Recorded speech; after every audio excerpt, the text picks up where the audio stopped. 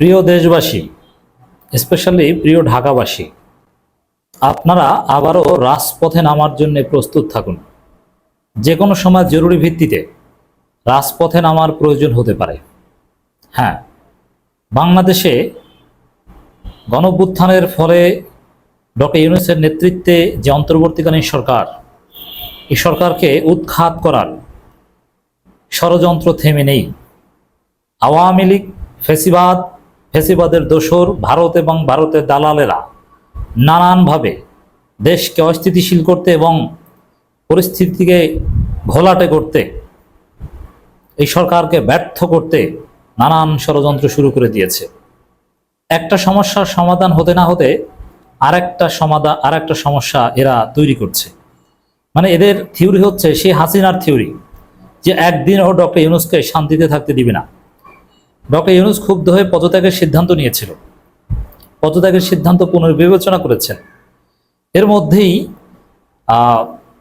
আন্দোলনের বিরুদ্ধে, বিভিন্ন অযাচিত আন্দোলনের বিরুদ্ধে সরকার কঠোর হওয়ার ঘোষণা যেই মুহূর্তে দিয়েছে, সেই মুহূর্তে খোদ সচিবালয়েই কঠিন আন্দোলন গড়ে তোলা হয়েছে। এই আন্দোলন কারা করছে? কারা সচিবালয় তালা দিচ্ছে? কারা জনগণকে নাগরিক সেবা থেকে বঞ্চিত করছে? এরা কারা? এদের পাস্ট কি? এরা কিভাবে ফ্যাসিবাদের দোসর হয়ে কাজ করেছিল? জনগণ সব জানে। দর্শক, অত্যন্ত সুপরিকল্পিতভাবে সচিবালয়, নগর ভবন, এমনকি সবথেকে জরুরি বিদ্যুৎ বিভাগ, সেই পল্লী বিদ্যুতের কর্মকর্তারা, আরো নানান সরকারি দপ্তর একযোগে আন্দোলন শুরু করেছে। আপনারা জানেন দর্শক, সরকারি চাকরি অধ্যাদেশ বাতিলের দাবিতে সচিবালয় উত্তাল। এই কারা উত্তাল করেছে, এর সমাধানকে আমি আসছি সেদিকে। এবার সারা দেশে কর্মবিরতির ঘোষণা পল্লী বিদ্যুৎ সমিতির, বুঝতে পারছেন? আবার নগর ভবন বন্ধ। আবার আজকেই এই সচিবালয়ে তালা, উত্তাল, পল্লী বিদ্যুৎ সমিতির কর্মবিরতি ঘোষণা, নগর ভবন টানা বন্ধ। এগুলোর মধ্যেই সেনা সদরের একটা ব্রিফিং একটু রিলেট করি দর্শক। সেনা সদরের ওভারঅল ব্রিফিং ঠিক আছে, কিন্তু একটা লাইন আছে যে মব ভায়োলেন্সের বিরুদ্ধে সেনাবাহিনী এবার কঠোর হবে। সারা দেশে চাঁদাবাজি চলছে, নানান আকাম চলছে, ম্যাজিস্ট্রেসি পাওয়ার নেই, সেনাবাহিনী মাঠে আছে কিন্তু কিচ্ছু করতে পারেনি বা পারে না। সেনাবাহিনী সক্ষমতা আছে কিন্তু কিছু করে না। মানে এটা ডক্টর ইউনূসকে সহযোগিতা না করা, চাঁদাবাজি বন্ধে বা নানান অপরাধ দমনে পুলিশকে সহযোগিতা করা হচ্ছে না, এইদিকে কিছু করতে পারে না, আর মব ভায়োলেন্সের বিরুদ্ধে হুমকি দেয়। আচ্ছা, মব ভায়োলেন্স সারা দেশে কয়টা হয়? যদি মব ভায়োলেন্স হয়েও থাকে, এটা প্রত্যেক মাসে একটা দুইটা, আর প্রত্যেক দিন যে 1000 কোটি টাকার চাঁদাবাজি হয়, এর বিরুদ্ধে তো আপনারা কিছু বলতে পারেন না। এখন এই যে মব ভায়োলেন্স, এগুলো মূলত বিপ্লবীদের উপর চাপিয়ে দেওয়ার চেষ্টা করা হচ্ছে। আমরা অলওয়েজ মব ভায়োলেন্সের বিরুদ্ধে, কিন্তু বিপ্লবী কার্যক্রম আর মব ভায়োলেন্স এক না। এখন কেউ কোনো আকাম করবে আর বিপ্লবীরা যে তাদেরকে ঐক্যবদ্ধ হয়ে উত্তম মাধ্যম দিবে, এটাকে আপনি মব বলতে পারবেন না। ধানমন্ডি 32 জয় বাংলা করেছে, এটা মব ভায়োলেন্স? নেভার। এটা বিপ্লবীদের কাজ। সে আনসার বিদ্রোহ ঠেকিয়ে দিয়েছে ছাত্র জনতা, এটা মব ভায়োলেন্স? নেভার।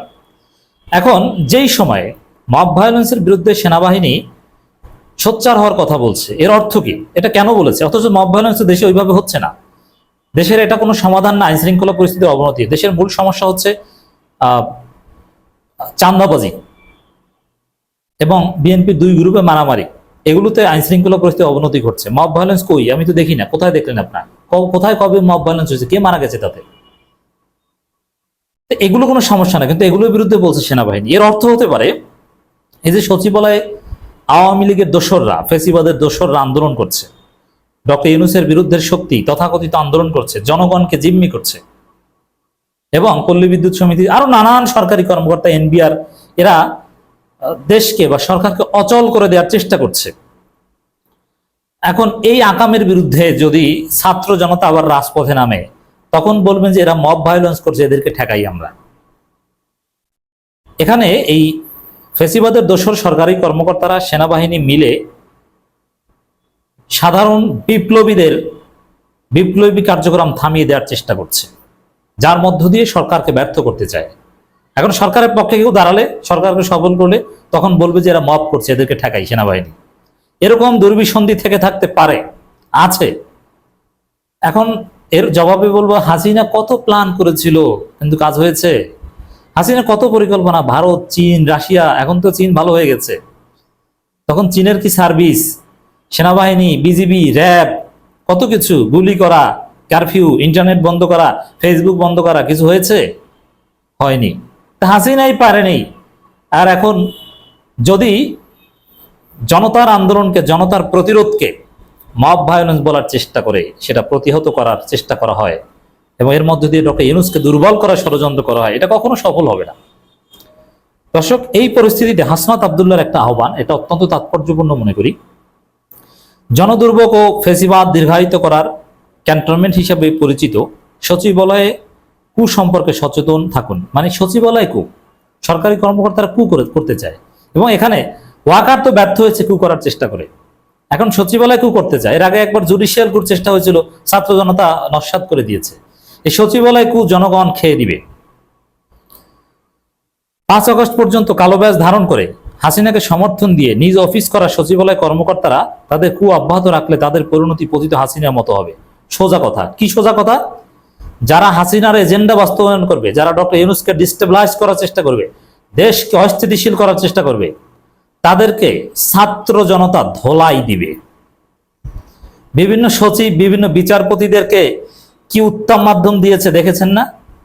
আপনি সচিব, আপনি চ্যাটের বাল, আপনার সচিবকে আমরা গুনি না। আপনি কোন বালের সচিব? আপনি আমাদের কর্মচারী। আপনি কিসের বিসিএস ক্যাডার?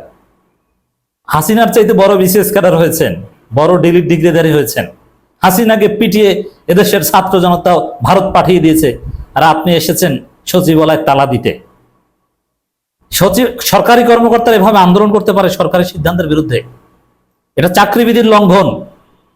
অতএব আমি স্পষ্ট দেখতে পাচ্ছি এই সরকারকে বিপ্লবী হওয়া ছাড়া কোনো উপায় নেই। এই সরকার বিপ্লবী সরকার না, কিন্তু এই সরকার অনেক ক্যারেক্টারিস্টিক্স বিপ্লবী। এই সরকারকে আরো বেশি বিপ্লবী হতে হবে। বিপ্লবী চরিত্র ধারণ করে ফ্যাসিবাদের প্রত্যেক দোসরকে এক লাথিতে চাকরিচ্যুত করতে হবে এবং প্রয়োজনে আমাদেরকে, বিপ্লবী জনতাকে ইন্টারিম নিয়োগ দিতে হবে বিভিন্ন পোস্টে। ওদের চাইতে আমরা ভালো পারি। এতদিন চাকরি করে ওই সচিবের যে বালের যোগ্যতা হয়েছে তার চাইতে আমরা বেশি বুঝি, ভালো বুঝি। কি বুঝে এক একজনের কি এলেম, একাডেমিক যোগ্যতা কি ছিল, ওগুলো আমরা জানি। এক বিখ্যাত বিসিএস ক্যাডার ছিল এই সাবেক নির্বাচন কমিশন হাসিনার, এই সর্বশেষ যিনি ছিল, ঠিক মতো ইংরেজি বলতে পারতেন না, ও আবার এসে পরিস্থিতি ঘোলাটে করতে। এদের বিরুদ্ধে সোচ্চার হওয়া ছাড়া কোনো উপায় নেই। এরদোগানের পলিসি অ্যাপ্লাই করতে হবে। এক নোটিসে 10,000 15,000 চাকরি একদম খেয়ে দিতে হবে। এই বিপ্লবী ছাত্র জনতার অনেক যোগ্যতা আছে, তাদেরকে নিয়োগ দিতে হবে। পল্লী বিদ্যুতে যারা আকাম করবে এক লাথিতে চাকরিচ্যুত করতে হবে। এটা চাকরিবিধির লঙ্ঘন। সরকারের বিরুদ্ধে এভাবে আন্দোলন করা, সরকারি চাকরিজীবীরা এভাবে আন্দোলন করতে পারে না, এটা তাদের কোনো সিস্টেমে নেই। অতএব দর্শক, এই যে সচিবালয় উত্তাল, তালা, পল্লী বিদ্যুৎ, অমুক তমুক, এগুলো সব একটা কু। অতএব এগুলোর বিরুদ্ধে রাজপথে নেমে আনসার বিদ্রোহ আমরা যেরকম দমন করেছি, ঢাকাবাসী আবার এভাবে এদেরকে দমন করতে হবে। এজন্য প্রস্তুত থাকতে হবে।